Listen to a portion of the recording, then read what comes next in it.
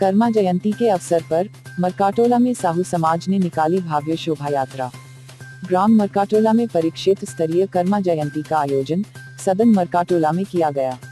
साहू समाज जनों द्वारा गांव में विशाल शोभा यात्रा निकाली गई और कार्यक्रम के मुख्य अतिथि कोषाध्यक्ष तहसील साहू समाज भानु प्रतापपुर के श्री रामरती गंजीर रहे।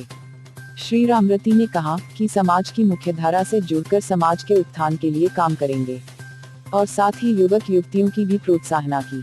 कार्यक्रम में सभी ग्रामीण अध्यक्षों को भक्त माता कर्मा की छाया प्रति भेंट कर सम्मानित भी किया गया और साथ ही युवा प्रकोष्ठ को भी सम्मानित किया गया।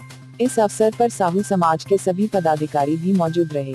परिक्षेत्र अध्यक्ष नरोत्तम गंजीर, उपाध्यक्ष संतोष साहू, सचिव शेखर साहू, पूर्व कोषाध्यक्ष राजाराम गंजीर, ग्रामीण अध्यक्ष देवेंद्र साहू, डॉक्टर संत साहू, मनीष साहू, शिव नारायण साहू, युवा प्रकोष्ठ अध्यक्ष महेंद्र गंजीर, महिला उपाध्यक्ष बबीता साहू, उपाध्यक्ष दिलेश साहू सहित परिक्षेत्र क्षेत्र के ग्रामीण अध्यक्ष व समाज जन के लोग अधिक संख्या में उपस्थित थे।